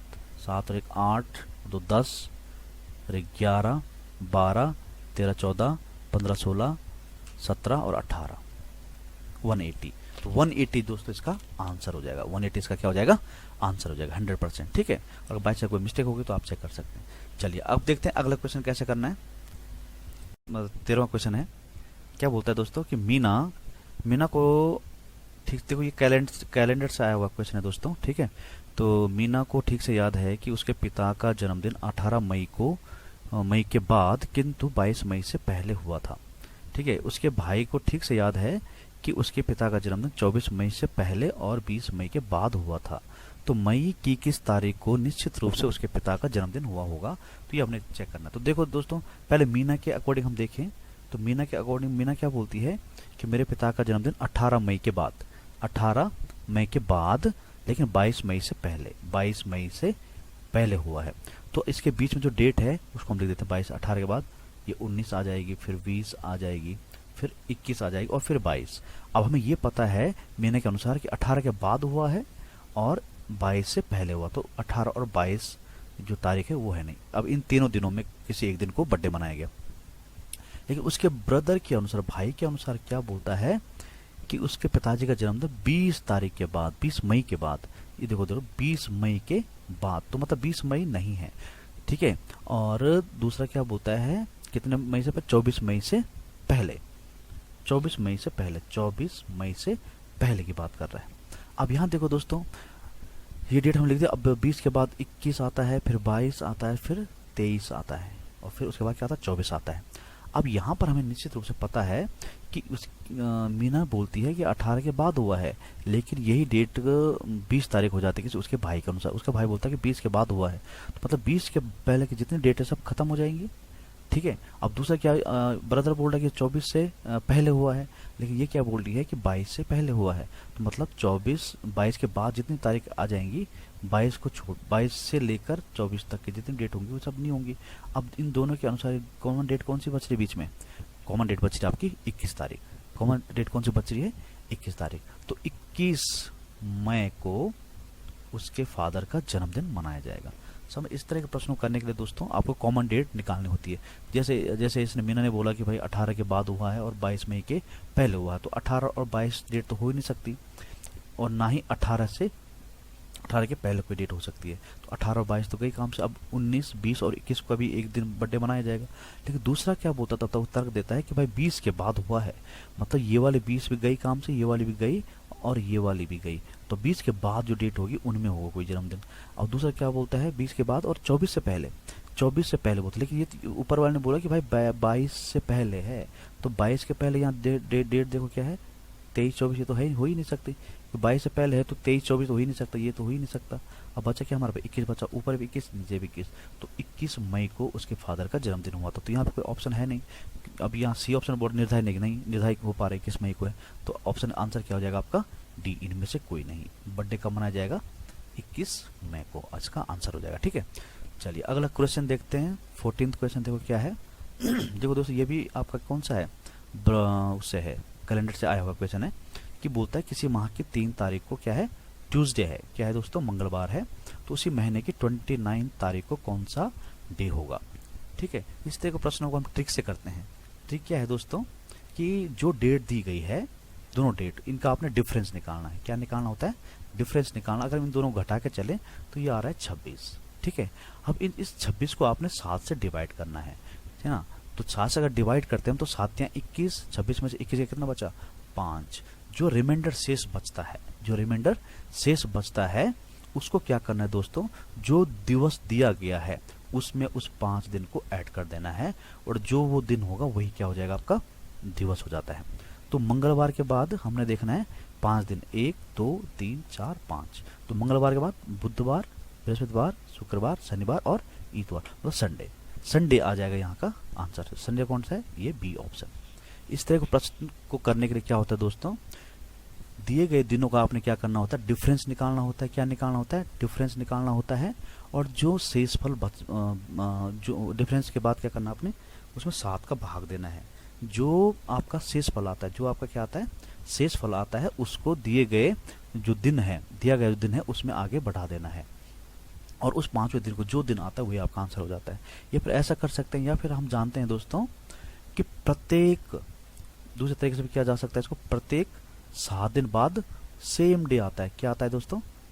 सेम डे आता है। सेम डे मतलब 3 तारीख को अगर मंगलवार है तो 7 इसमें जोड़ेंगे, इसमें 7 जोड़ेंगे तो 10 तारीख को भी मंगलवार ही होगा। 10 और 7 17 तारीख को भी दोस्तों क्या हो जाएगा आपका? मंगलवार ही होगा। फिर 17 में आप फिर 7 जोड़ेंगे तो 17 7 24 तारीख को आपका क्या होगा? ट्यूसडे ही होगा। हमें जानना कौन सी डेट पे? 29 पे। तो 24 के बाद क्या आएगा दोस्तों? 25 आएगा, फिर 26 आएगा, फिर 27 आएगा, है ना, फिर 28 आएगा, फिर 29 तारीख आएगी। अब देखो यहाँ पे 24 तारीख को क्या है? मंगलवार है। तो 25 क्या है? बुधवार, फिर बृहस्पतिवार, फिर शुक्र, फिर शनि, फिर संडे। तो 29 तारीख क्या आ रहा है? रविवार ही आ रहा है। तो आंसर क्या हो जाएगा आपका? संडे हो जाएगा। ठीक है, तो इस तरह से आपने इस तरह के प्रश्नों को हल करना होता है। चलिए बढ़ते हैं अगले प्रश्न की तरफ। 15वां क्वेश्चन है दोस्तों, प्रीति ने राहुल से, देखो ये रैंकिंग में आया हुआ है, इस तरह का प्रश्न बहुत पूछा जाता है एग्जाम में। ठीक है, तो देखिए, राहुल ने प्रीति से अधिक अंक प्राप्त किए और यमुना ने दिव्या से के बराबर अंक प्राप्त किए। लोकिता ने मंजू से कम अंक प्राप्त किए। राहुल ने यमुना से अधिक, जो जो बोला गया उसको आपने यहाँ पे बनाना है। देखो भाई, प्रीति ने राहुल से अधिक अंक प्राप्त किए, ये आपकी प्रीति है। ठीक है, प्रीति इज ग्रेटर देन राहुल, तो ऐसा लिख दिया हमने, राहुल। ठीक है, अब यहाँ देखते हैं राहुल और प्रीति से कोई जुड़ता हुआ संबंध आ रहा है कहीं? देखो यहाँ पे, देखो राहुल ने यमुना से अधिक अंक प्राप्त किए। यहाँ देखो, राहुल ने यमुना से अधिक अंक प्राप्त किए, तो राहुल यहाँ आया हुआ, तो राहुल ने अधिक अंक प्राप्त किए किससे? यमुना से। तो यहाँ लिख देते यमुना। ठीक, यहाँ यमुना ऐड हो गया। अब यमुना से कोई संबंध जो मिल रहा है क्या? यहाँ देखो, यमुना से मिल रहा है, तो मिल तो रहा है। यमुना ने दिव्या के बराबर अंक प्राप्त किए, तो यमुना बराबर आ गया यहाँ पे दिव्या। अब आपने देखना है कि दिव्या या यमुना किसी से कोई संबंध जुड़ा है यहाँ पे। तो यहाँ देखें, अगर हम लोग यहाँ देखें, हम लोग आगे देखो, मंजू ने दिव्या से कम अंक प्राप्त किए। मंजू ने दिव्या से मतलब मतलब दिव्या ने मंजू ज्यादा अंक प्राप्त किए। मतलब जब मंजू ने दिव्या से कम अंक प्राप्त किए, इसका मतलब क्या है? दिव्या ने मंजू से अधिक अंक प्राप्त किए। तो ये ग्रेटर देन क्या हो जाएगा दोस्तों? मंजू हो जाएगा। क्या हो जाएगा? मंजू। अब लास्ट में देखो, ये वाला मंजू से जुड़ता हुआ संबंध है ना। लोकिता ने मंजू से कम अंक प्राप्त किए, मतलब मंजू ने लोकिता से अधिक अंक प्राप्त किए। मतलब यहाँ पे ग्रेटर लग जाएगा और क्या आ जाएगा दोस्तों? लोकिता। लोकिता, बस सबका संबंध जोड़ दिया। अब बोल रहा है कि सबसे कम अंक किसने प्राप्त किए? तो सबसे कम अंक किसने प्राप्त किए? लोकिता ने। सिंपली आपका आंसर क्या हो जाएगा? डी ऑप्शन आपका करेक्ट हो जाएगा। ठीक है, तो इस तरह से आपने इन प्रश्नों को हल करना है। अगर ऐसा भी नहीं करना है तो आप अलग अलग से इनका पिया जो बोला है अलग अलग से इनको बनाइए और फिर बाद में इसको ज्वाइंट करना आपने। ठीक है, तो जैसे मैंने इसको एक ही साथ ज्वाइंट किया, तो आपने भी कोशिश करनी एक साथ ज्वाइंट करना है। तो जो जो स्टेटमेंट दिया गया उस स्टेटमेंट को लिखते जाइए और फिर इसको बाद में इसको जोड़ने की कोशिश कीजिए। ठीक है, चलिए बढ़ते हैं अगले प्रश्न की तरफ। अगला क्वेश्चन देखो दोस्तों, वेनारिक से आया हुआ है। किससे आया हुआ है? वेनारिक। ये थोड़ा डिफिकल्ट हो सकता है, टफ हो सकता है हमारे लिए, लेकिन हमें घबराना नहीं है, हमें ये सब आता है, ये बस आपने कॉन्फिडेंस रखना है। देखिए, बोलता है दी गई आकृति में 10% छात्र माता पिता हैं। देखो 10%, देखो छात्र हैं, माता पिता कौन है? 10%। ये देखो, ये वाला 10% की बात कर रहा है। ठीक है, आगे बोलता है 10% छात्र, शिक्षक और माता पिता, मतलब 10% कॉमन है, तीनों लोग हैं, छात्र, शिक्षक और माता पिता हैं। 15% माता पिता और शिक्षक हैं, शिक्षक और माता पिता। 15% कौन सा? ये वाला, शिक्षक और माता पिता हैं। 35% छात्र जो हैं, 35% छात्र और शिक्षक हैं। 35% कौन है? छात्र और ये वाला शिक्षक हैं। ठीक है, इसको मिटा देता हूँ मैं। तो बोलता है कि कम से, तो बोलता है, तो प्रश्न बोलता है कि केवल कितने प्रतिशत केवल शिक्षक, माता पिता और छात्र हैं। तो इनमें से कोई ऑप्शन होगा। तो हमें अगर निकालना है छात्र निकालना, हमें क्या निकालना है? छात्र निकालना है। और जब भी प्रतिशत का मामला होता है दोस्तों, तो टोटल वो कितना होता है? 100% होता है। कितना होता है? 100%। अब 100% में से माइनस करना है कि छात्र और क्या क्या बन रहा है। अब हम छात्र निकाल रहे हैं, तो जो प्योर, हमें प्योर छात्र चाहिए। हमें क्या चाहिए दोस्तों? प्योर छात्र चाहिए, जो किसी अन्य सर्कल के साथ या किसी अन्य ब्रांच में वो ओवरलैप न कर रहा हो। ठीक है, अगर हम देखें तो यहाँ पे 35% देखो छात्र क्या है? शिक्षा भी बना हुआ है, और 10% छात्र कौन बना हुआ है? माता पिता बना, और 10% छात्र सब कुछ बना हुआ है। तो इन सब को जोड़ के घटाना पड़ेगा, और जो बच जाएंगे वो क्या होंगे? प्योर आपके क्या होंगे? छात्र होंगे। तो इसमें से माइनस कर देंगे हम क्या? 35 प्लस ये वाला 10 दोस्तों, प्लस फिर ये वाला 10, तो ये वाला 10 इस सबको माइनस कर देना है। तो 100 माइनस 45 और ये 55 हो गया। ये कितना हो गया? 55। इसको सब्ट्रैक्ट करेंगे कितना हो जाएगा? 45। अब 45 क्या है दोस्तों? छात्र हैं। 45 क्या है? छात्र। अब देखो यहाँ पे इसको करने का तरीका भी देखो, लास्ट में देखो 45 आएगा, तो 45 देखो यहाँ आ रहा है, 45 यहाँ आ रही है, छात्र यहाँ 45। अब इन्हीं इसमें या इसमें आंसर होगा? इसमें आंसर नहीं हो सकता, इसमें आंसर नहीं हो सकता है। समझे बात को? या तो इसमें आंसर होगा या तो इसमें आंसर होगा। अब यहाँ देखो दोस्तों, फर्स्ट में देखो अलग है और फर्स्ट में यहाँ भी अलग है। देखो जल्दी करने का तरीका बता रहा हूँ आपको, आप चाहो तो पूरा भी निकाल सकते हो। तो शुरुआत में क्या बोला है? शिक्षक बोला है। शुरुआत में क्या बोला है? शिक्षक। तो अब हम पहले वैसे गलती करते हैं, हमने छात्र निकाल दिया, लेकिन हम समझ गए कि लास्ट में देखो 45 यहाँ भी है, 45 यहाँ भी है, ये तो निश्चित रूप से है। अब स्टार्टिंग में देखो यहाँ 65 है और यहाँ क्या है? 40 है। तो इसको कैसे करें? अब हम शिक्षक को निकाल रहे हैं, तो वैसे होगा 100 माइनस करना पड़ेगा। 100 में से जो बच जाएगा वही प्योर कौन होगा दोस्तों? शिक्षक होगा। क्या होगा? शिक्षक होगा। तो 35 और ये 15 कितना हो जाएगा? 50 और 10 60। तो कितना बच जाएगा? 40। कितना बच जाएगा? 40। और 40 यहाँ तो है नहीं, तो 40 कहाँ है इसमें? तो ये डायरेक्टली आपका क्या हो जाएगा? आंसर। मतलब कहने के माता पिता को निकालने की आवश्यकता नहीं है। ठीक है, समझे बात को? अगर निकालना चाहो तो निकाल लो भाई। अब मदर एंड फादर को अगर आप निकालना चाहते हो तो कैसे निकलेगा? देखो भाई 100 में से माइनस करना होगा, ये भी किससे माइनस करना होगा? 100 में से। वैसे दोस्तों आपको एक ही चीज निकालना चाहिए, आंसर हो जा रहा था शिक्षक ही शिक्षक को। देखो 65 यहाँ है, देखो तो हमने 40 निकालना शिक्षक को, तो शिक्षक यही है, 40 नहीं यहाँ भी तो है। हाँ, तो ये दोनों चीज़ों से होगा भाई है। चलिए देखते हैं अगला। अब अगर हम चाहे माता पिता निकालना तो 100 में से माइनस करना पड़ेगा। तो 100 माता पिता कौन कौन सा है? ये और ये 20 और 15 35। 35 यहाँ से माइनस कर देंगे हम लोग, तो कितना बच जाएगा दोस्तों आपको? 65।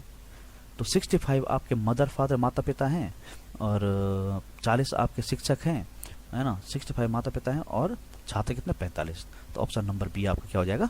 करेक्ट हो जाएगा। तो इस तरह से आपने इन प्रश्नों को हल करना है। ठीक है, चलिए अगला क्वेश्चन देखते हैं 17। ये देखो दोस्तों, आपका न्याय निगमन जो अध्याय आपका सिलोजिज्म वहां से आया हुआ है, कथन और निष्कर्ष। बोलता कुछ बॉक्स दीवारें हैं, ये बना लेते हैं हम। ये बॉक्स बना दिया हमने। कुछ बॉक्स क्या बोलता है? दीवार है। सॉरी। ठीक है, कोई दीवार सड़क नहीं है। कोई दीवार नहीं है दोस्तों, क्या? सड़क। और तीसरा स्टेटमेंट क्या बोलता है? सभी सड़कें नदियां हैं। सभी सड़कें क्या हैं दोस्तों? नदियां हैं। नदियां क्या है? नदियां हैं। अब यहाँ पे क्वेश्चन क्या है? निष्कर्ष क्या बोलता है कि कुछ नदियां दीवारें हैं। कुछ नदियां क्या बोलता है? दीवारें हैं। ये हो जाएगा गलत, ये हो जाएगा गलत, ऐसा तो है ही नहीं। ठीक है, कुछ सड़क बॉक्स है। कुछ सड़क क्या है? बॉक्स है।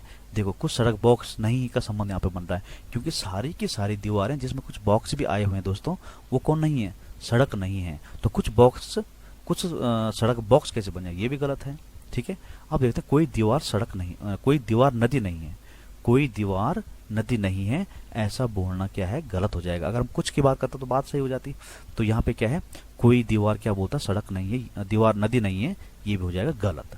अब यहाँ देखो दोस्तों, इस पहले वाले में देखो नदियां और दीवार है, इसमें देखो दीवार और नदी दोनों है। मतलब यहाँ पे या तो वाला नियम लग रहा है दोस्तों, या तो ये। तो पहले और तीसरे में क्या लग रहा है? या तो पहला होगा या फिर तीसरा अनुसरण करता है, ऐसा वाला। तो इसकी कंडीशन क्या होती है? या तो कंडीशन क्या होती है दोस्तों? जो उद्देश्य सब्जेक्ट एंड प्रीडिकेट जो होता है, प्रीडिकेट जो होता है वो सेम होना चाहिए। पहली कंडीशन या तो वाली, मतलब आइदर और कंडीशन। कौन सी कंडीशन लगा रहे हैं हम लोग? आइदर और कंडीशन की कंडीशन बता रहा हूं।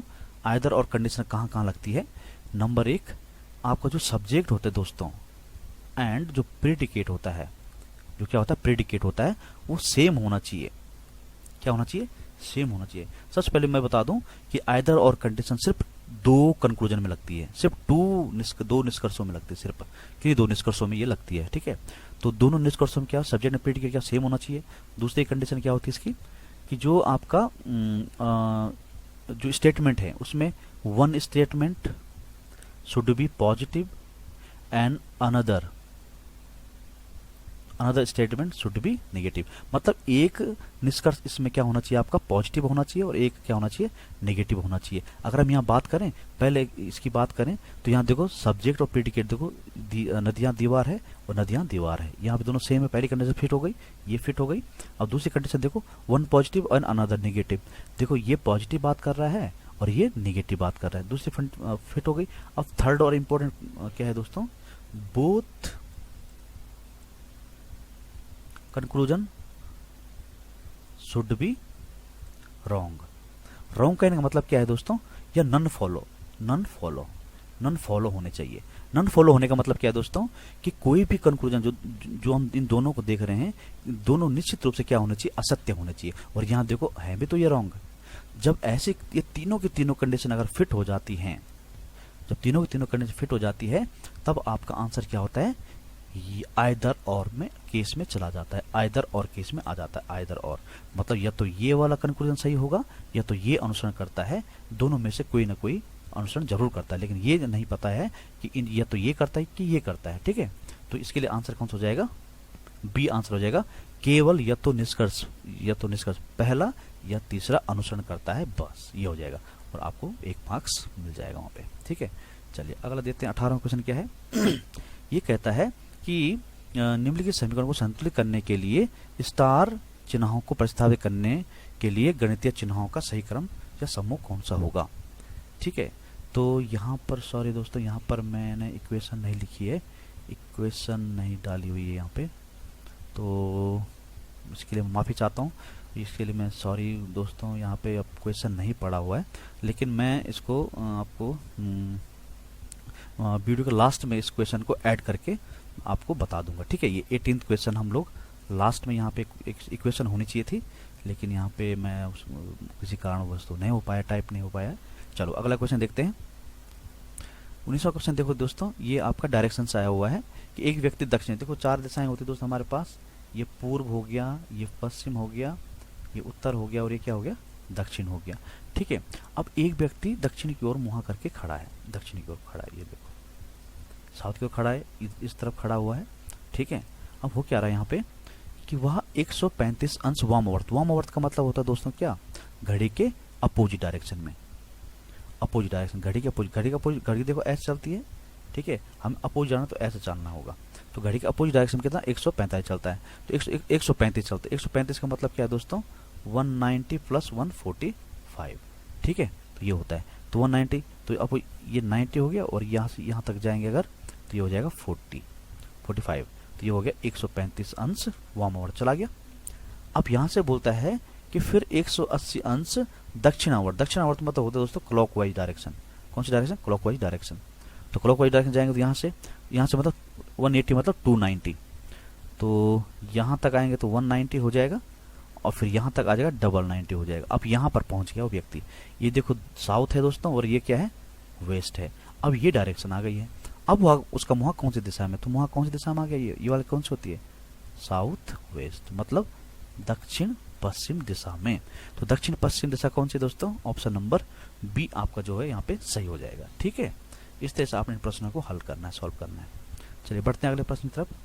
अगले देखो ब्लड रिलेशन आया हुआ है, बोलता है पी का पति बी है, पी का जो पति है वो कौन है, बी है। तो ये कौन है, महिला है, ये महिला है।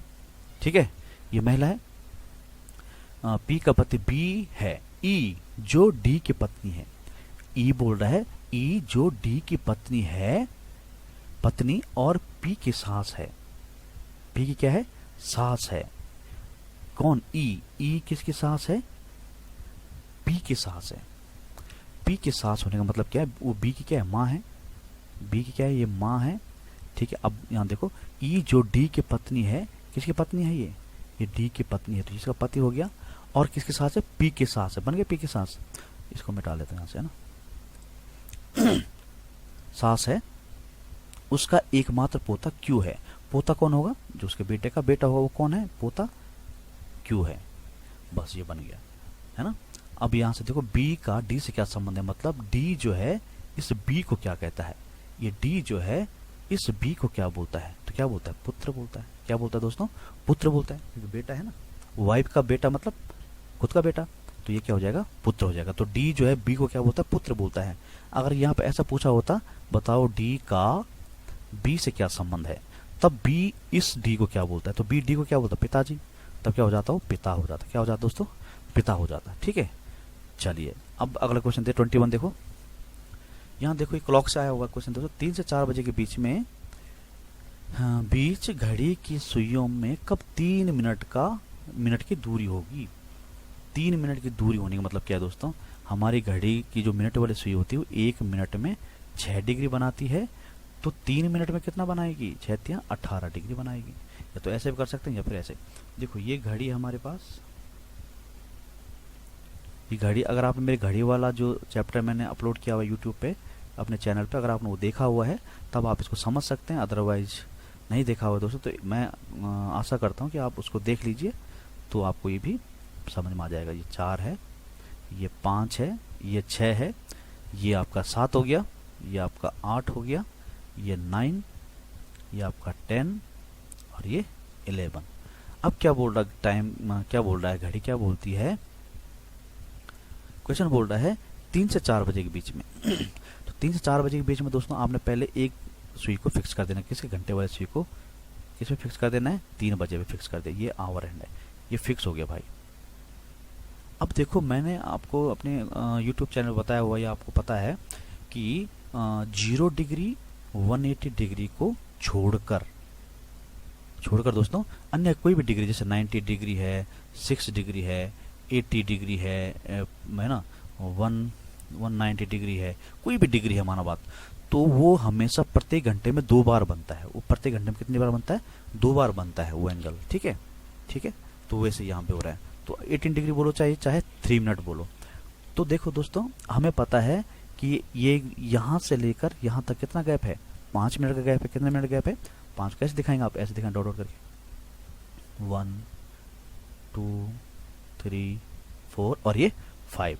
अब क्या बोलता है, 3 मिनट गैप होना चाहिए मिनट में, तो यहाँ से गिनेंगे हम 1, यहाँ से देखो काले से करते हैं इसको ना, यहाँ देखो वो 1 मिनट 2 मिनट 3 मिनट, तो ये जो मिनट वाली सुई होगी वो कहाँ पे होगी, 1 2 3, यहाँ पर 1 2 3, ये इतना डिग्री का गैप है। ठीक यहाँ भी ऐसे ही होगा, 3 बजकर 1 2 3, तो यहाँ पे देखो इस तरफ जाएगा तो यहाँ पे होगा ये मिनट। अब यहाँ पर देखो 3 बज कितना मिनट हो रहा है, ये देखना आप लोगों को। यहाँ पर इस पॉइंट पे 3 बजकर कितना मिनट हो रहा है, अगर हम बात करें देखो 5, ये 10, ये 11, 1 2 3 4 5, तो कितना मिनट हो रहा है, 1 2 10 11 12, 3 बजकर 12 मिनट यहाँ पे हो रहे हैं।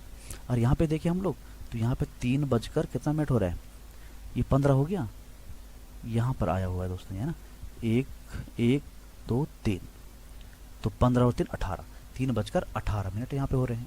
ठीक है, इन मिनटों के अंतराल पर क्या होंगी, जो घड़ी की सुइयों के बीच में 3-3 मिनट का अंतर होगा। तो इस चीज़ को आपने हमेशा क्या करना है, जब ये टाइम निकालोगे आप इसको गुणा करना है अपने 12/11 से, और इसको भी गुणा करना 12/11 से।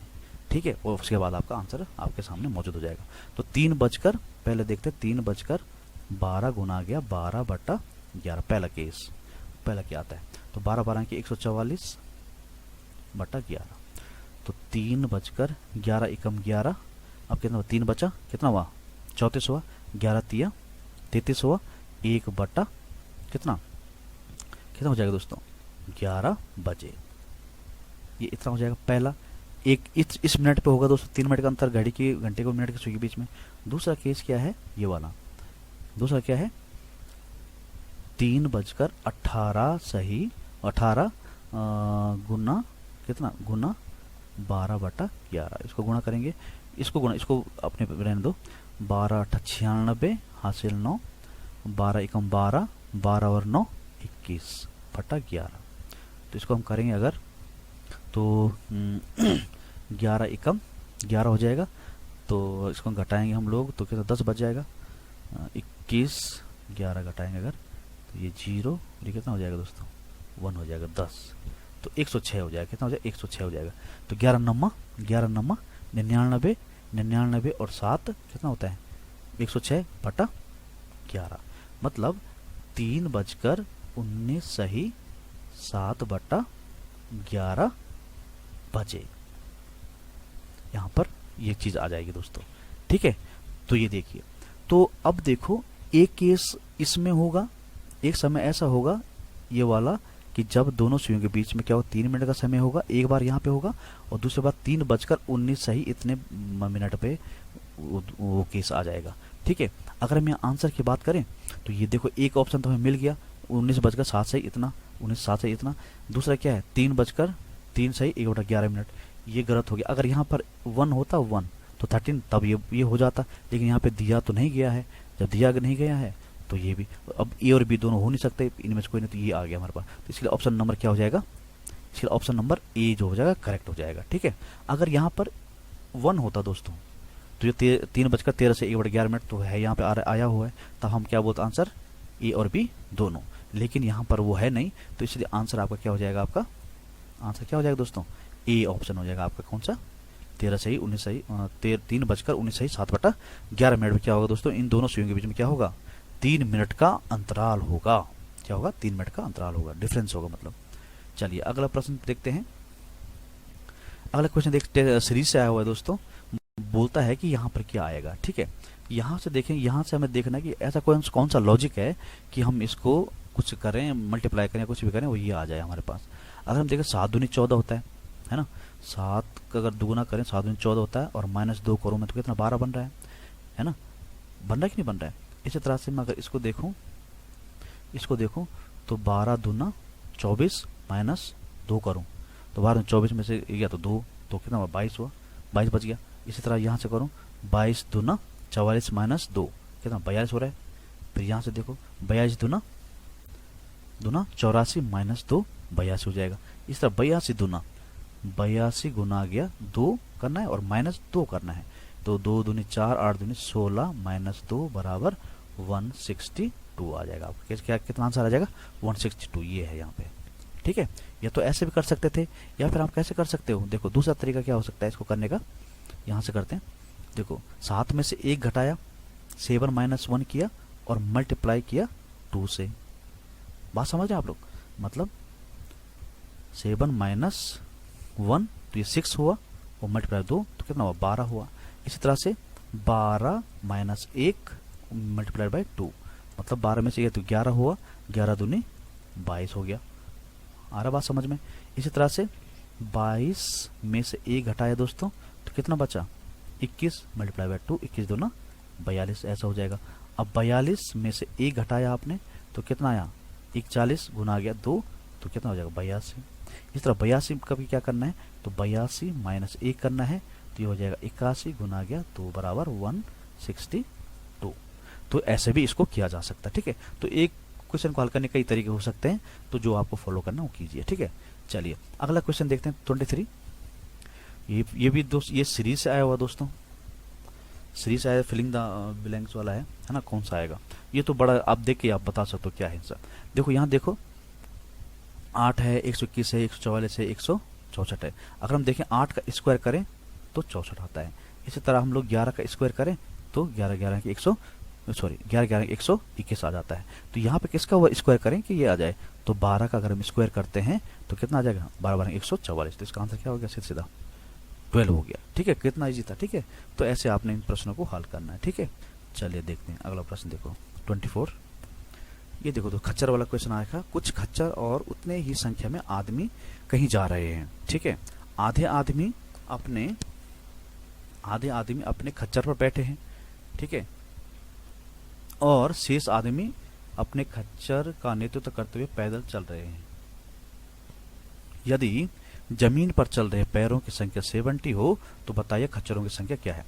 सबसे पहली बात यहाँ पे बोला हुआ है आदमी जितने हैं उतने ही कौन है दोस्तों, खच्चर है। खच्चर और आदमी की संख्या बराबर है। अब हमें पता है दोस्तों आदमी की बात करते हैं हम लोग तो इसके पैरों की संख्या होती है 2, और खच्चर की अगर हम बात करें तो खच्चर के पैरों की संख्या होती है 4। सभी लोग जानते हैं खच्चर के आदमी के पैर 2, खच्चर के 4। अब यहाँ पे क्या बोलता है कि कुछ देखो आदमी और ये खच्चर एक्स दोनों दोनों बराबर हैं। अब हम इनके पैरों की संख्या की बात करते हैं। तो क्या अब देखो दोस्तों, जितने पूरे के पूरे जो आदमी हैं उसमें से आधे आदमियां, देखो आधे आदमी घोड़े के ऊपर बैठे हुए हैं, खच्चर के ऊपर बैठे हुए हैं। तो मतलब बाकी के आधा आदमी बचे हुए हैं, आधा आदमी बचे हुए हैं। समझ रहे बात को? आधा आदमी क्या हुए हैं, बच रखे हैं। अब जब मान लेते, जैसे एक एग्जांपल देखो, जब 2 आदमी होंगे दोस्तों तो पैर कितने होंगे, 4 होंगे कि नहीं होंगे? तो 2 गुना गया 2। अगर 3 आदमी है तो पैर 2 ही होते हैं, तो कितने पैर कितने हो गए, 6 हो गए। अगर 8 आदमी हैं तो पैर कितने, 2, एक आदमी 2 पैर, तो 8 आदमी के 8 दूनी 16 पैर हो जाएंगे। इसी तरह से जब x/2 आदमी है तो इसके पैर कितने होंगे, 2। आप समझ रहे हैं, ये आदमी की बात कर रहा हूं मैं, आदमी। तो आदमी की अगर हम बात कर रहे हैं तो यहाँ पे क्या है कि आधे आदमी खच्चर के, ये खच्चर है, ये क्या है दोस्तों, खच्चर है, ठीक है, और इसके ऊपर आदमी बैठा हुआ है। तो इसके पैर तो खच्चर के ऊपर है, तो नीचे तो है ही नहीं, तो इसी के 4 पैर, खच्चर के 4 पैर है नीचे जमीन पे, ठीक है। और आधे आदमी क्या है, इसका नेतृत्व कर रहे हैं, तो इन्हीं के 2 पैर कहाँ होंगे, जमीन पे होंगे। समझ रहे बात को आप? तो ऐसा हो रहा है यहाँ पे। तो इन आदमियों के पैर, आधे आदमियों के पैर उसका दुगना हो जाएगा। इस तरह के खच्चरों के पैर, एक्स खच्चर, टोटल सभी सारे खच्चर तो जमीन पे ही चल रहे हैं यहाँ पे, 4 पैर एक खच्चर के, तो एक्स खच्चर कितने पैर हो जाएंगे, 4 गुना हो जाएंगे। और इनकी संख्या कितनी है कि 70 है, कि कितनी है कि 70। इसको काटा, 4 एक 5x इक्वल टू 70 हो जाएगा, तो x इक्वल हो जाएगा 14। x इक्वल कितना हो जाएगा दोस्तों, 14। और बोला क्या है, खच्चरों की संख्या कितनी है, तो खच्चरों की संख्या बोलो या आदमी की संख्या बोलो, क्या बोला हुआ है, शर्त दे रखिए दोनों की संख्या क्या बराबर है।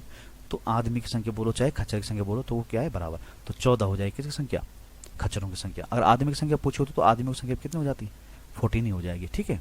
और टोटल संख्या की बात करूं तो 14 खच्चर हैं और 14 आदमी हैं, तो कितना हो जाएगा, 28, ठीक है। तो ऐसे आपने इन प्रश्नों को हल करना है। अब चाहते दोस्तों लास्ट क्वेश्चन हमारे पास बचा हुआ है, ये वाला। इसमें क्या हो रहा है, देखो ये कोडिंग डिकोडिंग, ये मिसिंग जो आपका एनालॉजी है, इससे आया हुआ क्वेश्चन है।